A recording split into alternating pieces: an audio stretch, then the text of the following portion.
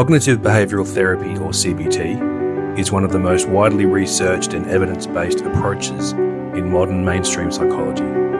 At its core, CBT is based on a simple but powerful idea. The way we think influences the way we feel. The way we feel influences the way we behave.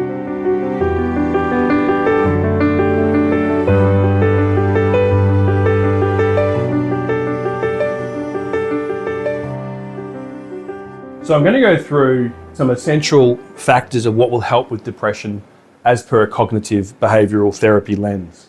What we often find is that it's protracted distress, in other words, distress over time, that leads to a depressed state.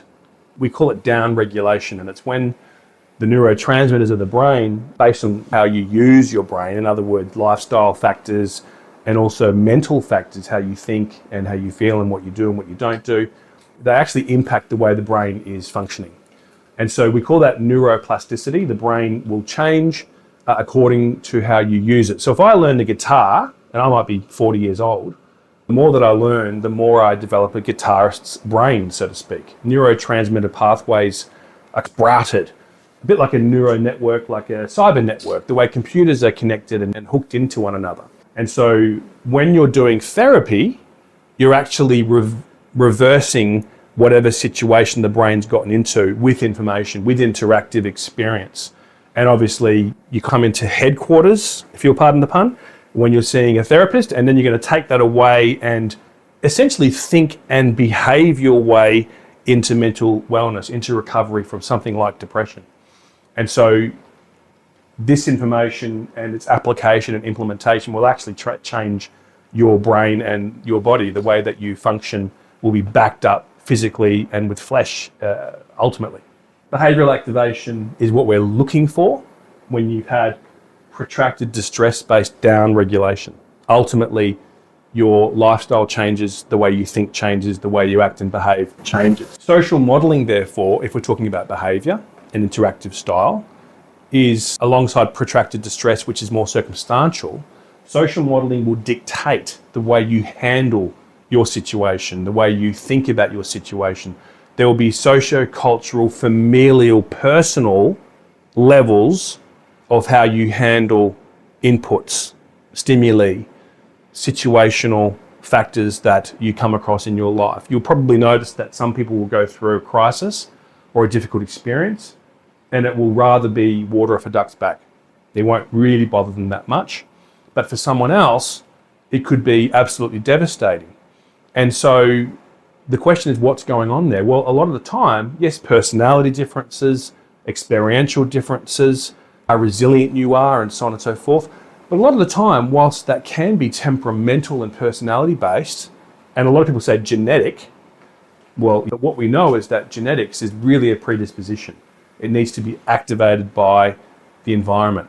And that includes both the external environment, which is often picked up with social modelling, both in the past, as well as contemporaneously with your peers and your associates and who you hang out with, which is why you've got to be very careful who you hang out with, because they do impact you. It does rub off on the way you think about yourself, others, and the world, particularly if you're around people who are quite toxic, or indeed, if they themselves are quite depressive or anxiety riddled. So we're seeing a contagious kind of aspect, or a social contagion aspect to mental health and mental illness. You'll often notice that if you come from a really sporty family, if your parents love sport or exercise, they go to the gym, they cycle, they swim, they play football, netball, whatever it is, you'll often notice that you'll just pick up that way of behaving yourself.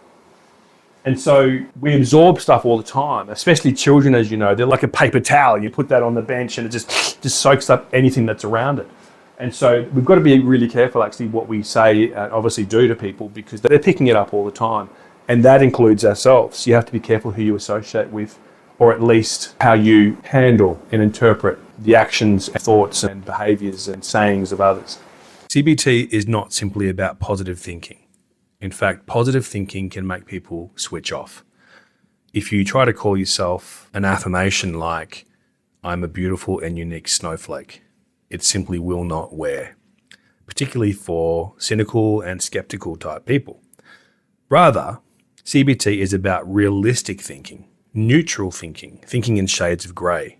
A lot of people think that circumstances are what lead to the way they feel, right? They'll say things like, oh, you made me feel this way when you did that, or such and such happened in my life and now I feel depressed. And if that was absolutely true, not that we're discrediting the impact of circumstances, certain circumstances can be utterly devastating and overwhelming, don't get me wrong. However, we can't do much about stuff that's already happened. And so we can commiserate, we can offer our understanding, we can talk it through, we can debrief, but you can't change what's happened in the past. However, what we can change is our interpretation of events that have happened or are happening or may happen, so past, present, future. We can have a think about the way that we think. And this is the ultimate fundamentals of cognitive behavior therapy. The cognitive part is all about the way that we think, the way that we believe, the way that we interpret things. The behavioral aspect is what we do and what we don't do, and more importantly, how we do things. Not just what we think and what we don't think, but how we think, how we react, how we respond, how we interpret what's going on. And of course, when we take a finer, detailed look at what's going on, such as you would experience with a psychologist, a therapist who practices or utilizes cognitive behavioral therapy, you'll start to become more objective regarding the way that you think, what you do and don't do in life, and actually mediate and moderate the impact of events and circumstances to the best of your ability, which is all anyone can do when you think about it. We certainly cannot always, if ever, control life circumstances, particularly when they've already happened. But we can control, to a great degree, how we respond to the situation, chiefly through how we think about it, our perspective, and what we do and what we don't do in response. We often find that people with depression have a past fixation.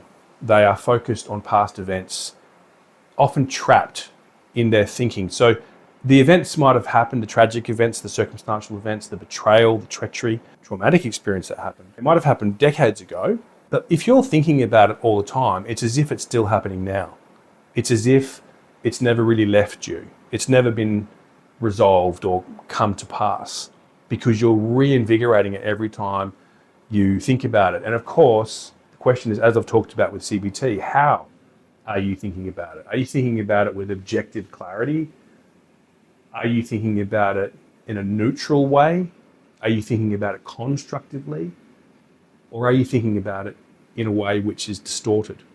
So of course you have a past fixation and even a future catastrophizing, which is often a very large part of clinical conditions like depression. And if you ask someone to be in the now, they might not even know how to do that. And so one of the things that we'll often do is to help people to become grounded and centered in the present now. Eckhart Tolle, who wrote the book The Power of Now, talks about this a lot. And he'll often ask a question, and I'll ask the same question because it's a great question. I'll ask a person, what's it like for you right now? How are things going for you right now? What problem do you have right now, this moment?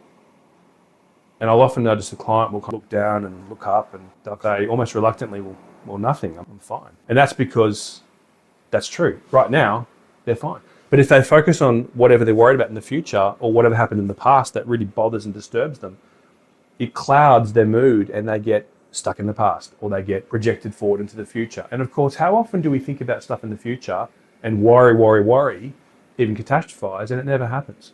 But a lot of people fixate on the time they were right, or they'll fixate equally on some really bad experience that happened in the past, or let's just say challenging and difficult, maybe even traumatic. But how often are they thinking about all the good stuff that happened in the past or that's happening right now? So we often get that level of bias with regards to past fixation, and being more in the present is what we want to achieve. How do we do that? Well, we have to resolve stuff that's happened in the past. We need to fully debrief. We need to deal with it efficaciously. We need to deal with it satisfactorily. We have to actually talk it through in a way which is constructive. Only then we perhaps be able to have a look at your interpretive biases and things like that, and have a look at the take-homes that you've had from those experiences that may indeed be quite limited or biased or narrow margined, and you're overlooking all of this other stuff that perhaps you've never had the chance to countenance before. And so what we're often seeing are attributions. When things happen to people or have happened to people, they infer, they read into it. This is a huge cognitive stylization issue. They're not necessarily just experiencing the raw experience. They're in their heads. What are they projecting? Past unresolved issues, ways of thinking that have potentially become entrenched, that were a result of social modeling that they've picked up from their family of origin or their peers, or they've been around people who are quite toxic. And that's impacted the way that they attribute circumstances to causal factors. This is why living in the question mark is so profoundly important when we are looking into cognitive behavioural therapy solutions for depression. We don't want to be making assumptions. There's an old phrase, to assume makes an ass of you and me. And it's a good memo to sort of remind yourself of. Asking questions about, hang on, how do I know that for sure? Where's the evidence for this? What else might be the case? Is a vital question to be asking yourself with regards to checking in, supervising your thinking, and reality testing. Living in the question mark is vital. That doesn't mean that you lose all structure and functionality to predict what's going to happen in your life or use certain kinds of stereotyping categories to understand what's happening. You know, you can do it contiguously or side by side. You can be using categories and ways of thinking and so on and so forth, particularly if it's cleaned up, alongside a questioning framework, particularly with regards to cognitive distortions. You might be looking through rose-coloured glasses or dark-coloured glasses, may also be the case. We want to actually look through neutral glasses, don't we? We want to see what's really happening and try to undermine the bias. We interpret things all the time. In fact, we have to interpret things all the time to make sense of them. And of course, that interpretation may very well be clouding and muddying the waters. Just by observing that you're doing that, you sort of autocorrect. You sort of take a step back and you go, what's another way of looking at this? And you kind of pivot and angle yourself to look at the same thing over here, over there, and you get different sorts of interpretations when you do that, when you take a different perspective. Or you ask someone else, this is a survey method, ask someone else what they think. Indeed, that's what's going on all the time with the psychologist. This is what we're aiming for, more able to have an objective perspective on the interpretations that you're making, even just to offer some guidance around examining your own perspective interpretations. Emotional reasoning. Now, what we're often seeing, particularly with depression, is that a person is feeling overwhelming emotions to do with sadness, to do with disconnection, to do with loss and a sense of powerlessness, helplessness, purposelessness, hopelessness when they look at the future. And they might be, as I said before, focusing and rather fixated on the past and all the negative things that are happening and negative things that have happened in the past, such that they're not seeing, as we say, the wood for the trees. They're only seeing the negatives in life.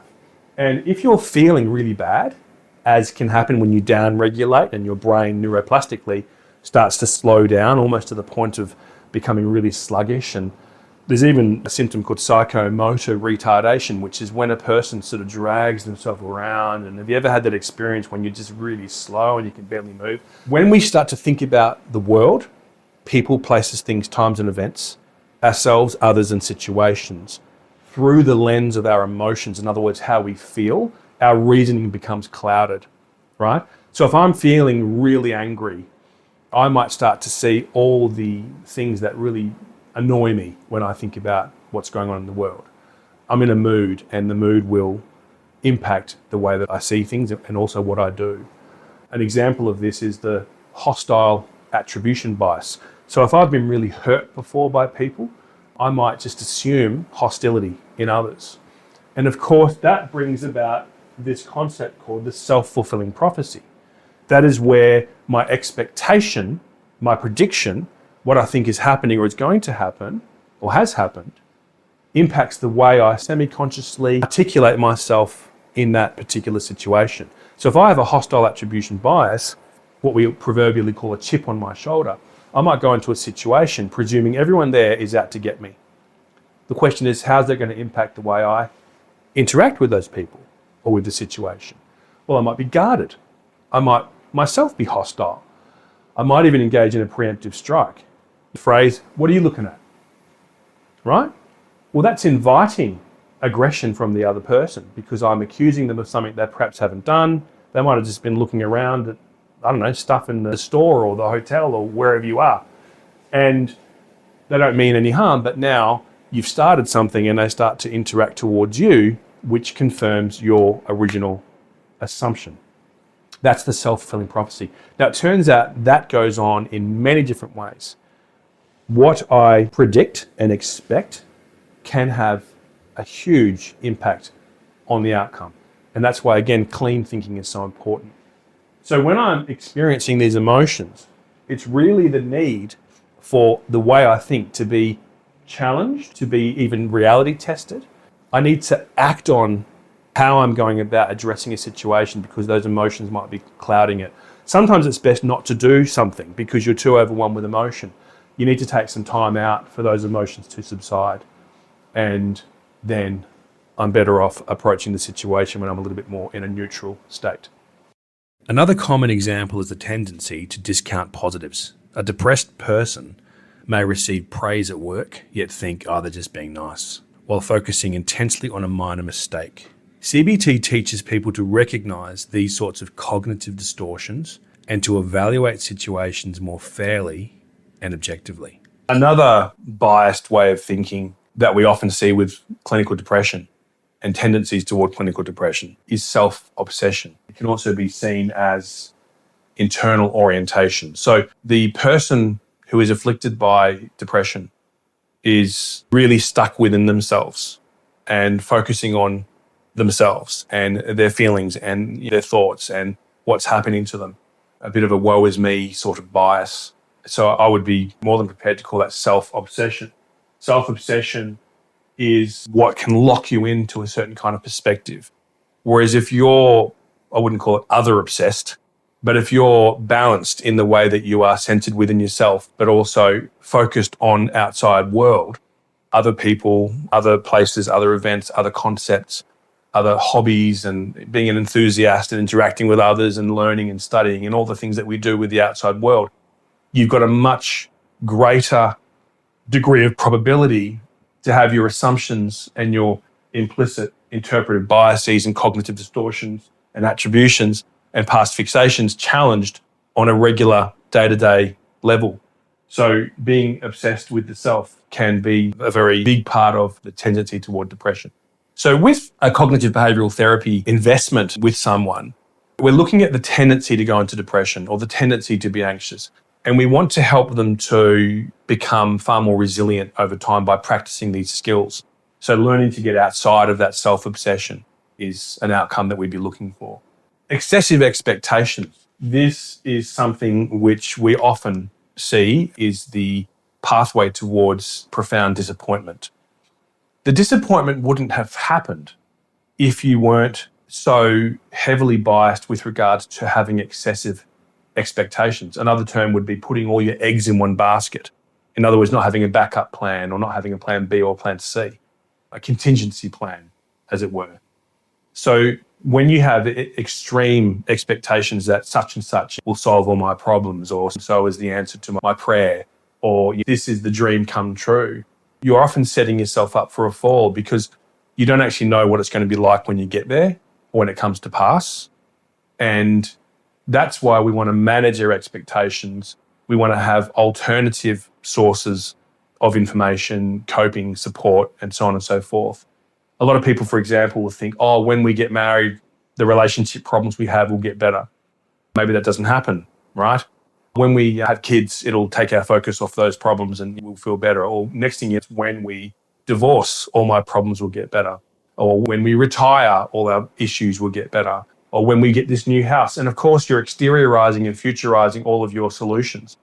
And look, things may very well get better. I'm not saying they won't, but they won't necessarily solve everything as the cure-all. So let's not set ourselves up to fail. As you can see, once we start to understand these sorts of factors are going on within a person's mental world and with regards to what they do and don't do in life, the way they interact with people, as well as places, things, times, and events, you can start to correct them. You can start to maintain that self-supervision. That self-supervision is what we want to generate from the usage of cognitive behaviour therapy. Indeed, we call it metacognition, meta meaning above. when we develop the skill of metacognition, it's the ability to think about my thinking. It's the ability to be aware of what's happening for me emotionally. It's the ability to be aware of what I'm doing or not doing that may be helpful or rather unhelpful.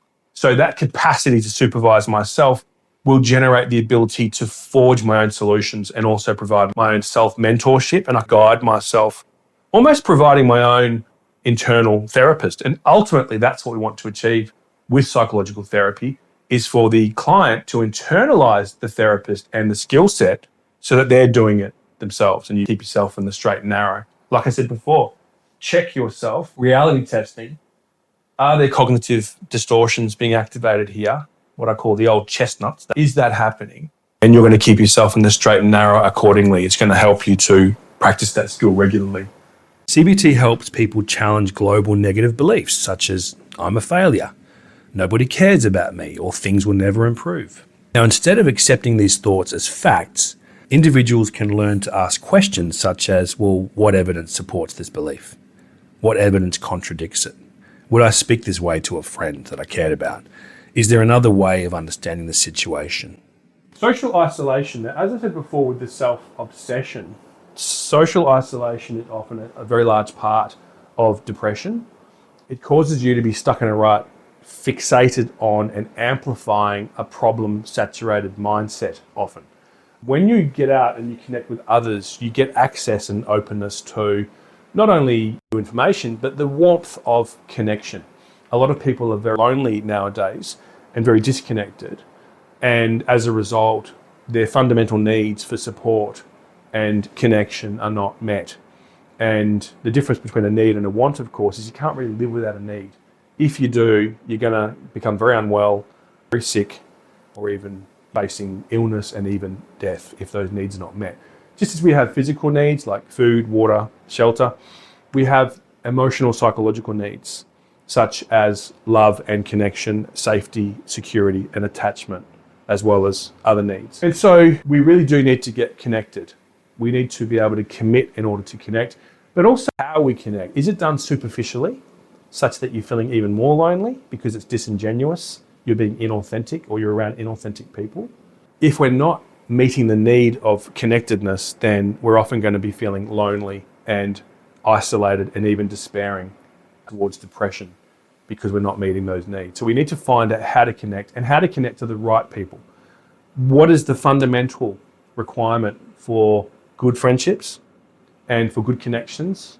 Shared interests. One of the best ways to meet a friend or even a partner, a future partner, is to do things with people who have shared interests, whether it be a sporting club or sailing or an interest group or an enthusiast group.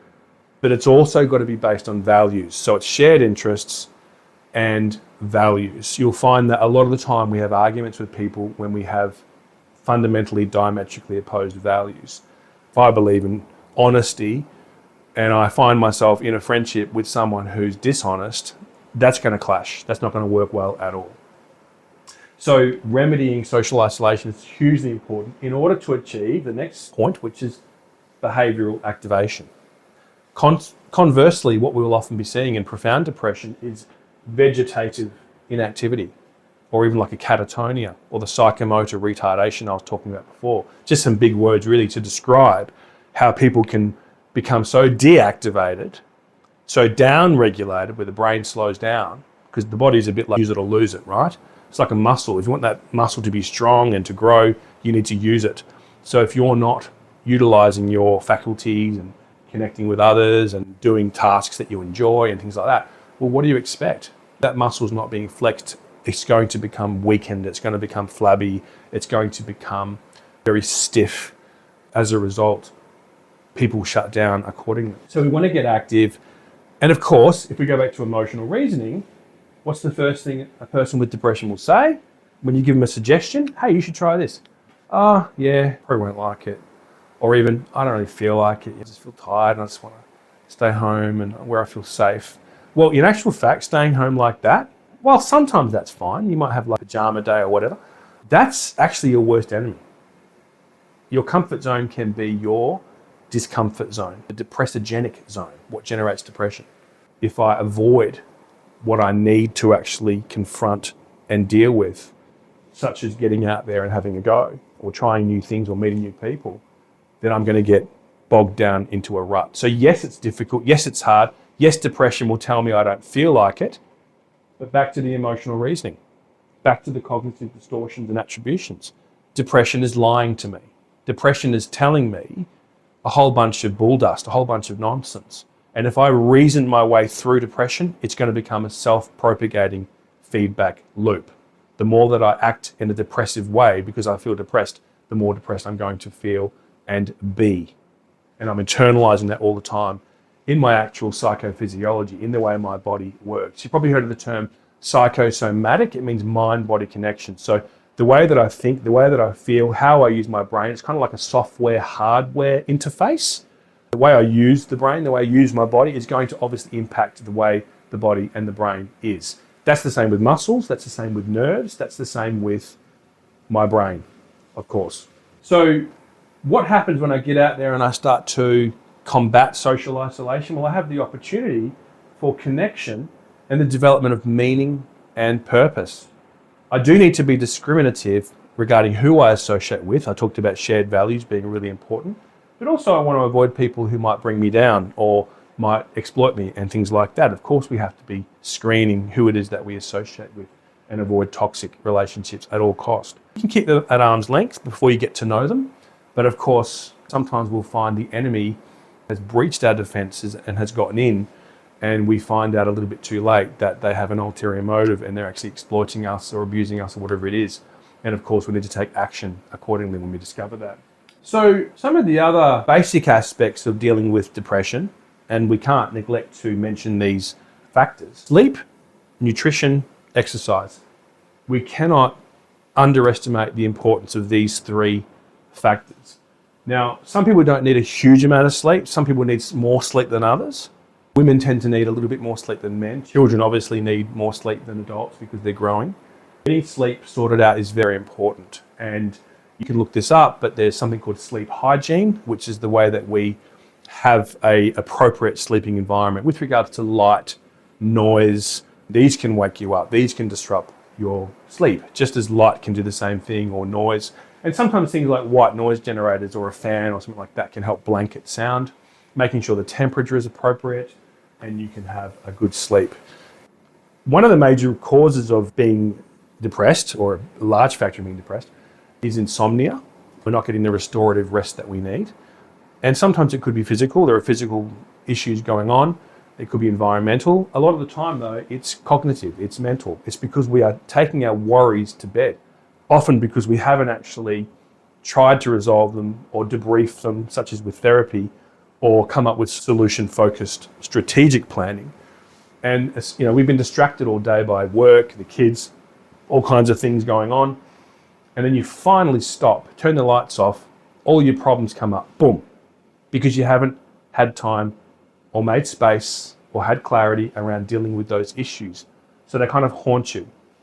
And that can disturb you, because if it's a stressful thought, it'll cause your body to release cortisol, the stress hormone, and that will wake you up. So we need to learn mindfulness-based skills, the way that we can focus on our environment, our breathing, or maybe just centralized singular thoughts such as counting or something like that. Meditation is a skill that we can talk about in a subsequent video. But essentially, we don't want to be taking our worries to bed or our problems to bed and fixating and ruminating, going round and round on those particular issues, because that'll obviously wake us up. So rumination and stressful thinking is often the cause of insomnia. We have to be careful with that to get restorative sleep. Of course, what comes from how we live our lives is the need for fun, the need for leisure, the need for humor. It's always good to have a good old belly laugh. It lets go of a lot of tension, and having fun, having leisure, as well as social connection. These are solutions and antidotes to the loneliness that comes from the self-generating feedback loop of depression. And we can't underestimate the impact of not having fun and leisure and humor in your life. Sometimes it's great just to watch comedy, go to a stand-up comedy lounge, tell a joke with your friends, or something like that, which will help immensely. Ultimately, love, safety, and attachment is what we want to achieve with these relationships in our lives and these engagements in our lives, doing wonderful things with the wonderful people in our lives, and that will be protective. Ultimately, we want to seek professional help because you'll get objective clarity and you'll get amazing efficiency when it comes to recovery. It won't take you as long if you're just trying to agonize your way through it on your own. You'll be able to make pretty swift progress when you're working with a highly skilled therapist, psychologist to help you on your way. Behavioral activation is another key CBT strategy for depression. Rather than waiting to feel motivated before taking action, CBT encourages people to take small actions first, understanding that motivation often follows behavior rather than precedes it. This might involve something as simple as going for a short walk, contacting a friend, completing a household task like doing the dishes, just spending some time outdoors, basking in the sun, or engaging in a previously enjoyable hobby. These activities can gradually increase positive experiences, restore a sense of accomplishment, and improve mood. Although we cannot always control what thoughts arise in our minds, we can learn to examine them and respond to them differently and take constructive actions that gradually shift our emotional experience in a healthier direction.